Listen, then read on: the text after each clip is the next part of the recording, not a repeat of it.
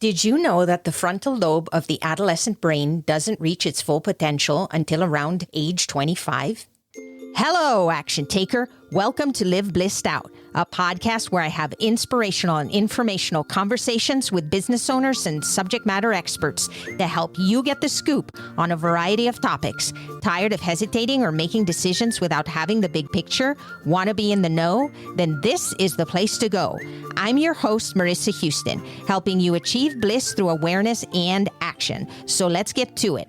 In this episode, Heather LaMontagne and Suzy Martinek share the importance of being proactive with your child's mental health and ways for parents to connect with their adolescent children. Heather and Suzy are certified professional youth resilience and mentor coaches. They both switch careers to find fulfillment. They are inspired by helping youth move from just getting by in life to thrive and find success after leaving home. They have extensive knowledge and training with relevant topics, including social skills, personality types, natural health and wellness, self-compassion, and more. They are moms of young adults and have over a decade of experience mentoring young adults. To learn more and get access to their Move Ideas into Action course, visit their website at youthlifeskillscoach.com. Enter the code YOUTH100 at checkout to receive $100 off their online program. Follow them on Facebook or Instagram at Youth Life Skills Coach and join their Facebook group, Raising Girls Who Thrive, for parenting and adolescent life skills tips. If you'd like to support this podcast and engage with our community, become a professional tier member for backstage access and monthly networking opportunities at ko-fi.com/live blissed out. The information, opinions, and recommendations presented in this podcast are for general information only, and any reliance on the information provided in this podcast is done at your own risk. This podcast should not be considered professional advice. Heather and Suzy, welcome to the show. It's really great to have you. Hello. Hi there. We are thrilled to be here. Thank you. I would love it if you could set the stage for us and tell our listeners what we will be talking about today. Of course. I'm Heather LaMontagne, and Suzy and I are both youth life coaches. Right now, mental health is such a major concern for everyone in our country, especially for parents with adolescent kids who are kind of in the thick of it, going through some really potentially hard times and challenging, stressful times from a mental health perspective. So for all the parents listening, we want to talk today about how to help the adolescent in your life become more resilient and more proactive with their mental wellness so that they can thrive after leaving home. Mental health is something we hear a lot about, and I'm curious as to why it seems in today's world that children are really being more challenged in this area. What do you think is the cause of it? And do you feel like it's any different than it has been, or is it just that we're talking about it more? Hi, I'm Suzy Martinek. I think today, mental health is kids are just dealing with things that we didn't deal with at this age. Everything that they do is out there for everyone to see. This is the first generation right now that is completely grown up on social media. Since they were a toddler, they had an iPad, so they are completely in the digital age. I think what comes with that too is the brain is not developed, but it's even more underdeveloped with all the digital age. And so they're just having different life experiences that we really didn't have. We kind of went out and played and learned by knocking each other to the ground, this, that, and the other. You work things out. And now it's just completely different. There's just a lot of vehicles for the stress and the bullying that become triggers for anxiety and low self-confidence. I'm glad you pointed that out, Suzy, because I think that it's more center stage. In the past, we make a mistake and nobody really knows about it. But now it's put out there for everyone to see, and it creates anxiety. No matter what age you are, we all fall down. And when everybody is criticizing you or can see those mistakes, it becomes enhanced, and kids are more stressed, don't you think? Well, absolutely. And I think, too, it's 24/7. I mean, one of the first things I like to tell my youth coaching clients is, can you turn off notifications for 3 days? And turning off those notifications, it can make such a difference because studies have shown that when you hear that ding on your phone, what happens to the body with fight or flight is that's automatic stress. And so you think about these kids that are constantly seeing all these reminders all the time of something, and they don't want to miss out. And that's a huge difference than what we dealt with. We're adults. Our minds aren't developing. These kids are in a different space.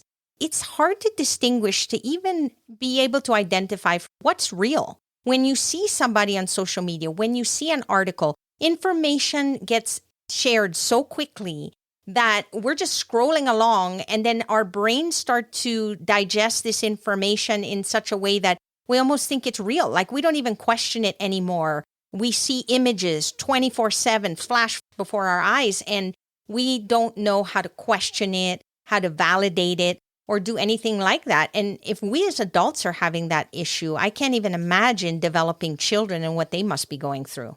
Exactly. I mean, imagine the dynamics of the adolescent brain. Our brain as human beings is not fully developed until your mid 20s, early 30s in some cases. So imagine that. Just like you're saying, the stress and the hormonal changes lead to higher reactivity, higher rates of depression. There's an amazing stat out there that I read that I just was blown away by, and that stress and anxiety for young girls, or just for women, peaks at age 21. So if you think about that, adolescents are in the storm of not being able to fully process what they're going through. And so impulsive behavior is very common over reasoned behavior. That's not just the exception, that's the rule for adolescents. That's just part of how their brain is developing, or not developing quite yet, because of change in the dynamics in their brain and their social lives. They're now focusing on friend relationships versus their family. Friends become a little bit more important. That heightens all of the social dynamics and heightens those pressures that they feel as well. So a lot of it has to do with just the dynamics of the developing adolescent brain. Kids are developing. They think differently. They prioritize things differently. There's all kinds of different factors that we have to take into account. And as parents, that's a challenge, because think about it. Every stage is different. Like a 2-year-old is going to behave differently from a 5-year-old, from an 8-year-old, from a 10-year-old, and so forth. What are some of those challenges that you feel parents are currently having to deal with? And what are some things that they can start to think about to address them?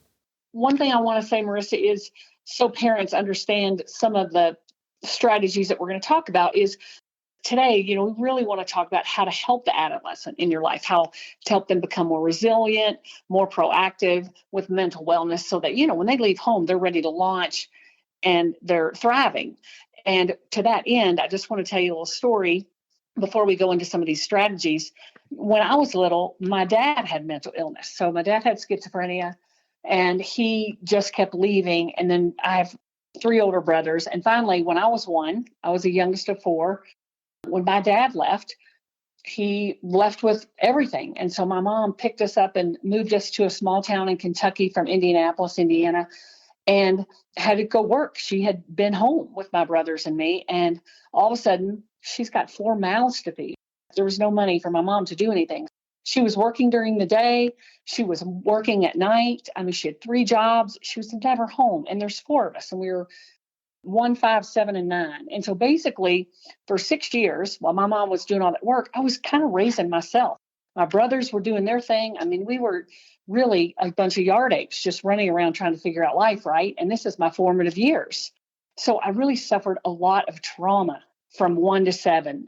It was learning too much too soon, being this little street kid. So I was always in fight or flight, never knowing the next situation that was going to happen. So as I grew up, yes, I had resilience, but at the same time, it wasn't a healthy resilience. It was just survival mode. Then as I became a parent, I did the opposite. I never wanted my kids to experience what I'd experienced. So I really did too much for them. I became a helicopter parent. I didn't let them fail. And we see a lot of that as well today.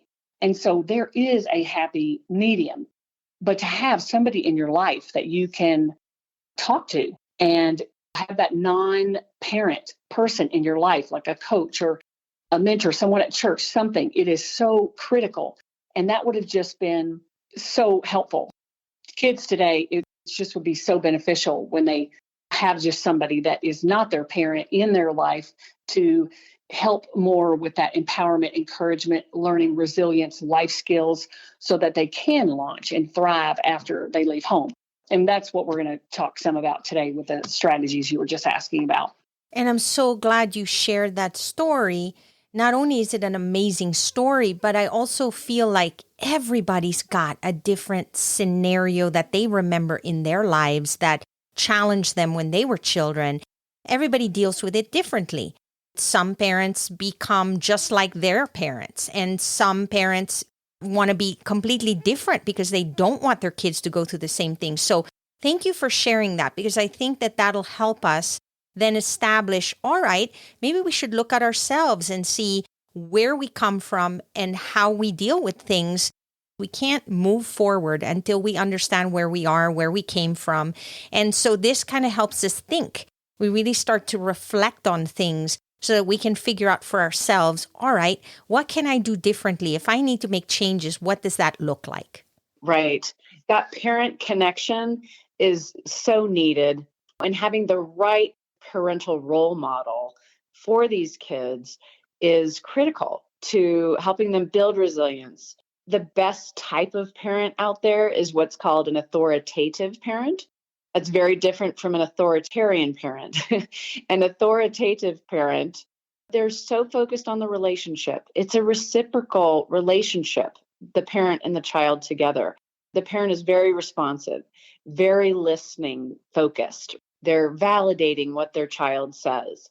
There are strong boundaries, but they're not like an authoritarian parent that's uber controlling and sort of puts their kid down, and not a permissive parent that kind of goes too far the other way and lets the kid walk all over them. That authoritative parent really has these frequent two-way conversations, providing lots of support and asking lots of questions and giving them guidance. We have a few tips actually for parents on how to connect. There's so many strategies out there, but there's just a few that we wanted to mention today because they're basic and they're easy to implement and they're so critical. So for instance, the first one would be just listen. These kids are coming into their own. They want to feel heard. And as parents, we often just jump in and can't help but problem solve or make a judgment. And that's exactly what they don't need from us. So we should try to resist that and let them tell their story by asking more questions. Truly, that active listening is huge. Another strategy is imitating. Sounds kind of silly, but it's kind of effective. If you repeat back what your child says, this is called mirroring. We've all heard of that term. The whole point is to demonstrate you are interested, you're listening, you're giving them a chance to tell their story. You're kind of repeating back, oh, so you said Mary was being unfair to you. Okay, tell me more. You kind of repeat back and then they understand, oh, mom's actually listening. The last one is really just validation. So no matter how trivial you think the story is that they're telling, just validate it. Even if you don't agree, just kind of ask more questions to get to the bottom of it. Let them know you're trying to understand what they're saying. That must have hurt. Saying something like that can go a long way rather than, let me solve that for you, honey. And then they don't even have a chance to think through the situation. So really validating, listening, imitating, letting them get guidance from you rather than just be told what to do. I love those tips. It's so easy for us to understand that, but applying them on a daily basis is always a challenge. If you think about the standard situation that parents deal with, they're busy. They're running around. They're either coming home from work or they're taking care of basic responsibilities. And now the kid brings up what they feel might be a trivial thing and their minds are somewhere else because they're dealing with really big issues. And there could also be communication style issues, like perhaps a parent is a fast talker or they just like to get to the point. And the child is more of a, I want to reflect and I want you to hear me out and take this time. And in our busy worlds, it's so hard to come to grips with that. Like, how do you combine that? Are these things that you can help parents address or get a better understanding about? For sure. Absolutely. We believe in youth life coaching because parents don't have all the answers. Sometimes they're just too close to it. That's the piece where youth life coaching is so great. I mean, I think we can all say, oh, yeah, I've heard of life coaching. I mean, what is that? Some people talk about being stuck, or they just need more guidance for, say, time management or coping skills, things like that. It's just really the same with youth life coaching, something where it's another person in this adolescent's life who can help them figure out some of these issues that they're having. And so as a youth life coach, we really believe more in the encouragement empowerment model, whereas it's about asking questions and helping these youth find the answers within themselves. Because if these kids can learn strategies to ask questions with themselves and come up with the answers, you hear about intuition and you follow your gut and things like that. And there's so much to be said for that.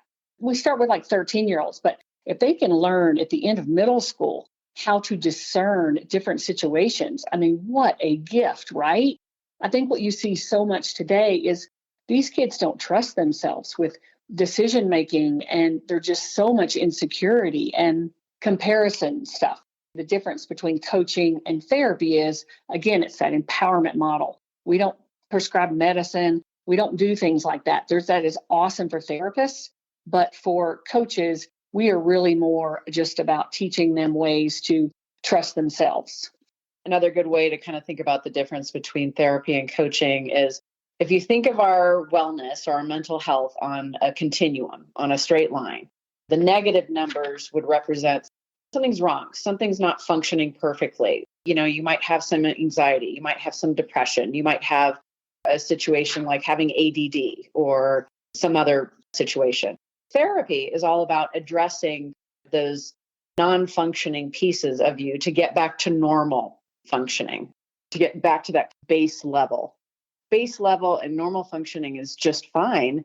But what coaching does is it kind of helps you get off of that gerbil wheel of life sometimes that we get stuck on of just, I wake up, I go to work, I eat dinner, I sleep.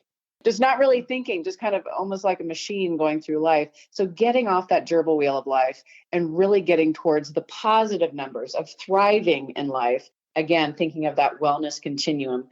Coaching really addresses the 0 to 100 or whatever of thriving in life.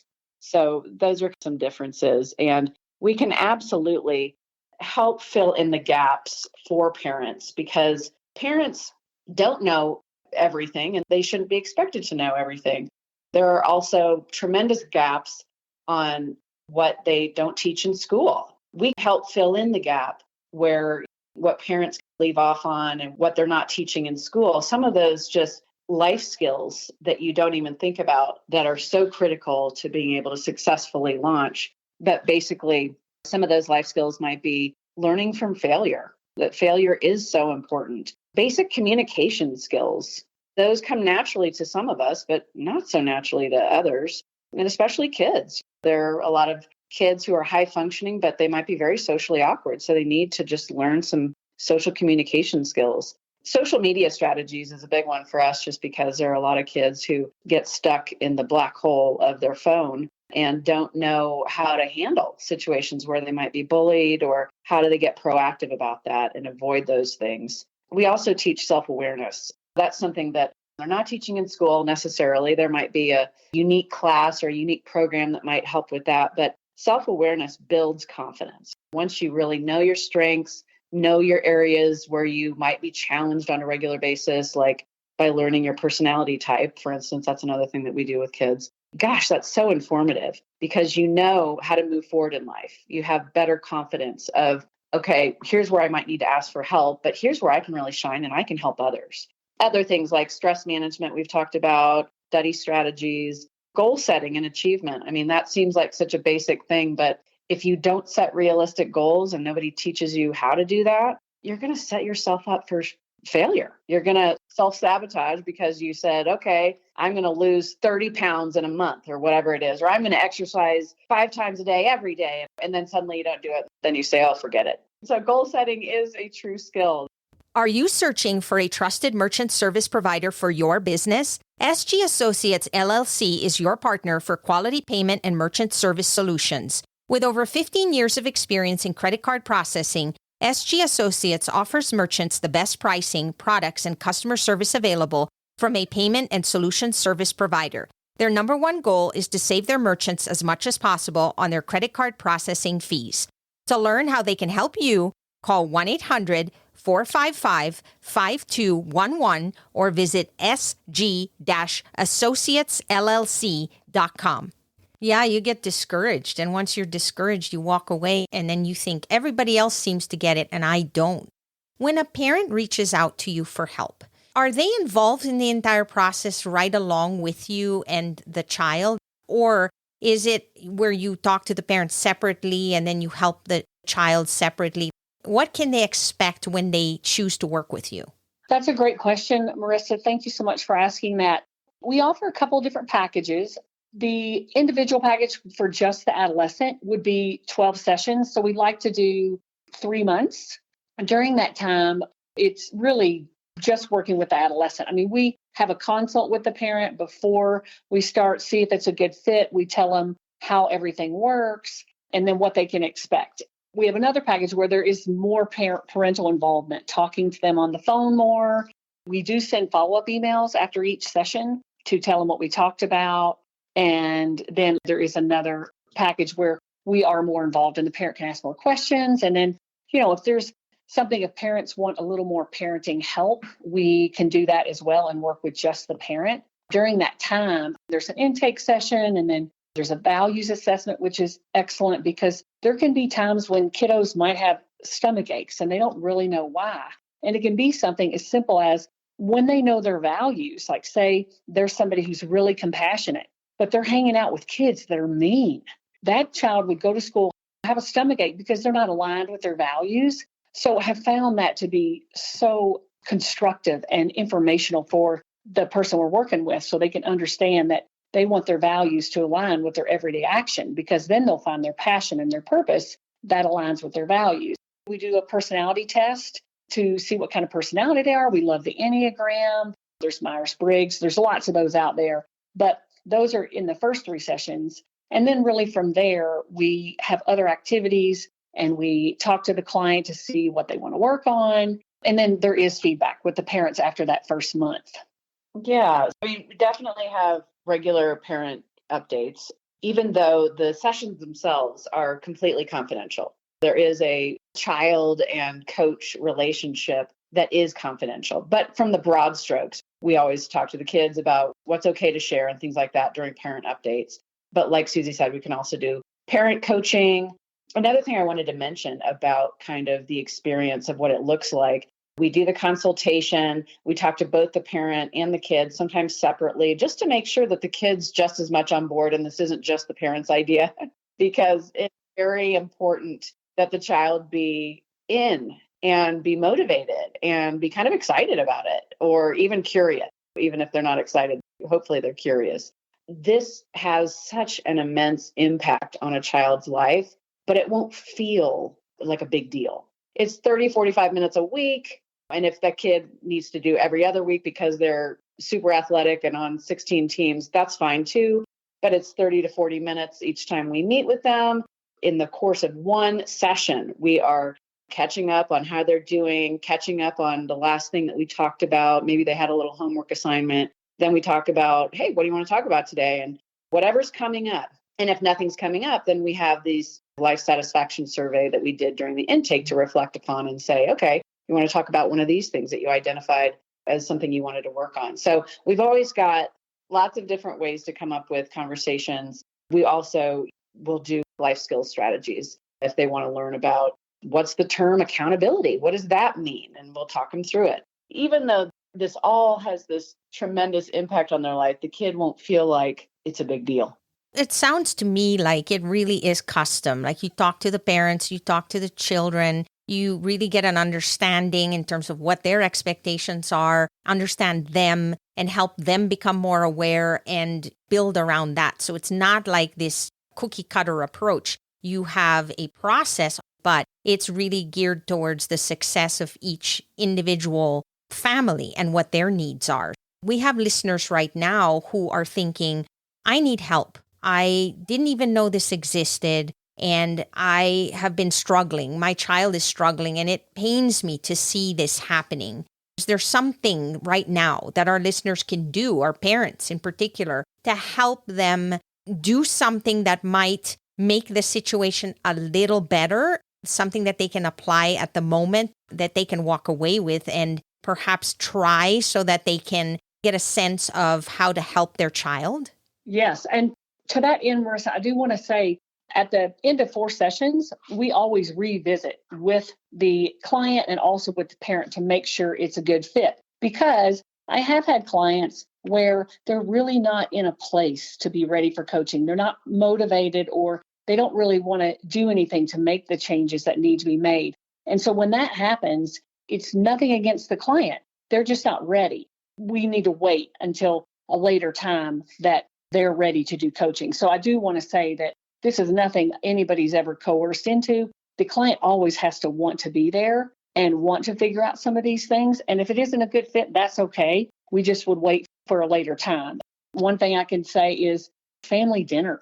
That seems maybe small, but in this busy world, a lot of times people don't sit down with their kiddos for dinner. And so when you're talking about what parents can be doing now, Heather and I, we think this Be Positive challenge could be something great, to where these families, they spend more time together, maybe 3 days, it could be a week, an entire month. It's just a period of time where everything is about being more positive and doing things to where it's just focusing on being together and doing things together that create that positivity, gratitude sort of thing. And I'm going to let Heather tell you all more about the challenge. Yeah. So as Suzy was saying, something as simple as that connection with your kid, making that connection super positive. And one of the big pillars of mental wellness is being more positive. More of an open mindset than a fixed one is definitely a key to better mental health. Creating this Be Positive challenge within your family. We've got a blog on our website, gives you all of these tips on how you can do, but we can give you a few now. What that might look like. And again, you could do it for as long as you want. Maybe it's 3 days where we're all trying to be as positive as possible. Or maybe it's the whole month and you give your whole family ideas. And what it could look like is staying active is huge. Staying active actually stimulates the happy brain chemicals. So maybe the whole family, whether they do it together or separately, maybe there's more exercise. Maybe there's a family walk every night of the week or on a certain night of the week. Maybe you all are assigned by the mom, let's say, to make a gratitude list, and you bring it to dinner and discuss what's on your list. I think dinner is just a great way to do it because you spend a lot of time making this dinner and everybody is done in 10 minutes and gets out and leaves the table. This is a really great opportunity to just instill some of these, hey guys, let's talk about these different things. We're going to try to be more positive. For instance, if we could all bring to dinner one situation where it didn't turn out the way you wanted. And then we're going to talk about how to reframe that over dinner, because there's so many different ways to look at every situation. How can you make lemonade out of lemons? How do you make it a positive when that kid thought it was just this terrible, horrific thing? So there's lots more ideas. Our website is youthlifeskillscoach.com. And there is a blog about positive thinking strategies. So if you find that blog and want to institute some of that with your family, Be Positive challenge, see what kind of a difference it makes in yourselves. Sounds to me like it entails spending more quality time together, communicating, maybe feeding off each other's ideas, just having that connection, which a lot of times we don't get because we're so focused on our phones and all this technology and we're running from one thing to the next. And we really don't take a step back and realize how crucial it is to not only bond with each other, but realize too that this time it goes by really fast. And one day that child is going to be a grown adult and you're going to miss those moments. You're going to miss being able to spend time with them, quality time, whether it's a board game together once a week. It's those moments that people cherish and remember. Absolutely. Yeah, that connection is just huge. And it should go without saying, but you're right, Marissa. Right now, we're all just each individually staring at our phones instead of really connecting on a human level. Marissa, I can tell you just a little story about that. I was working with a young man in California because we do in-person and virtual coaching. We were talking about doing his daily routine, trying to see where he was spending his time. He went through his day. He said, and we set up the TV trays and we sit in front of the TV and have dinner. And I go, oh, okay. And I go, is that every night? And he goes, yeah. And I go, well, how long's that been going on? And he goes, well, as long as I can remember. And he's 15. And so when I did talk to his mom, I did say, hey, have you ever thought about having family dinner? I said, try it 2 nights a week, whatever you can make work in your all's busy schedule. And there's also these questions that you can ask at dinner time. And there's been a lot that have come out. And so she goes, oh, I just bought something. And I said, yeah, try that and let me know how it goes. So I talked to her about 5 days later and I said, hey, how'd that go with the dinner activity? And she said, oh my gosh, it has gone so well. My husband didn't get home till 8:00, but that's okay. We waited for him. And she said, my son looks so forward to this and he is so happy. And that was really huge for him. But really, when you think about being intentional and making that time for dinner together, there can be huge gains for that. So I just really want to encourage parents not to get overwhelmed. There are small changes you can make for connection, but they go so far for your child. Thank you for that story. Parents want to spend time with their children, but they don't even see what you just described. They get so used to a tradition. And in this case, the tradition was we all get our little TV trays and we sit in front of the TV, that they never even consider that there's a different way. It's just what we've always done. So when they're given an opportunity to be more aware about it and encouraged to try something different, that's where the magic happens. Then they're like, why didn't I do this before? I didn't even realize. That's what a lot of us go through. And it's through those conversations that you can really get to the core issue and perhaps come up with solutions that could have a better impact down the road. For sure. Absolutely. How do our listeners learn more about the services that you offer and get a hold of you? The most direct way to get in touch with us is our website. It's youthlifeskillscoach.com. And on there, there's a blog with some tips.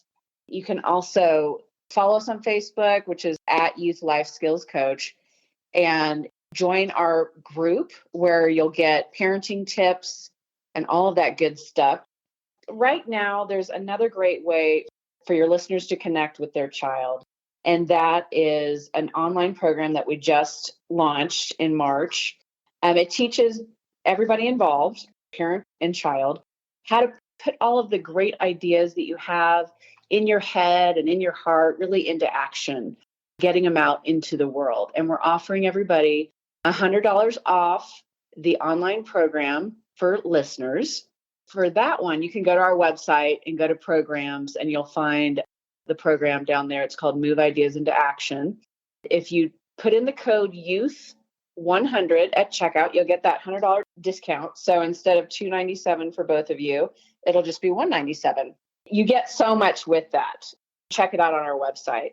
We do private coaching, and we are happy to offer anybody a free consult to just learn more and figure out if it's a good fit. What's the age that you serve? I started as young as 13 and really go up to 30, actually. Right now, I have a client that's 29. On the website, it says 14 to 24. There's no geographic concern, really. It's just finding some common times that work on both of our schedules. So if there's a time change, which we've dealt with that in the past, no biggie. We just figure out a regular time that works for everybody involved. And there's really no restriction on who we can help. And that includes race, gender, all of those good things. We are so open to anybody and everything. And I'm glad that Suzy mentioned that you help people online. That's one of the positives, is that we can reach more people. Absolutely. You're right. It truly is more like a 30 to 45-minute weekly commitment instead of driving somebody somewhere and picking them up and dropping them off. And there's none of that. We can just do it all over Zoom and we're still face to face, which is just fabulous. I'm just so glad that people like you exist, that there is a place for parents to go to reach out and get the help that they need, because oftentimes they feel discouraged or they feel something's wrong with them, like, why can't I do better? I don't understand. And knowing that there's support out there is really wonderful. Yes. And, one thing I'll say, Marissa, I've had parents say, well, our pricing is so reasonable, but it's not even about that as much as when you invest this small amount for your child at this critical age to teach them how to handle living in life. Life's hard, but if you invest now and these kiddos learn these skill sets and understand how to navigate life and trust themselves, you just can't put a price on that. And there isn't a playbook in life. I wish everything came with a manual and follow these steps, but it doesn't work that way. It's complicated for adults, so you can only imagine children who are going through so much trying to figure themselves out. This extra support is not going to only help them, but it'll also help the families so that they can build a good foundation and have a better relationship for the rest of their lives. Absolutely. Yes. Thank you, Marissa, for highlighting this and having us on. We are so thrilled to be a part of it. I so appreciate you being here. Thank you, ladies. Thank you, Thank Marissa. you. That's a wrap for this episode of Live Blissed Out. Thanks to Heather LaMontagne and Suzy Martinek for joining us, and thanks for listening. If you have a question or comment for a future episode, all you have to do is go to speakpipe.com/LBOVM or click the link in the show notes to leave a brief audio message. If you find value in our show, please visit liveblисsedout.com to reach out, subscribe, and share on social media. This show is made possible through listeners like you. Thank you. So long for now, and remember to keep moving forward.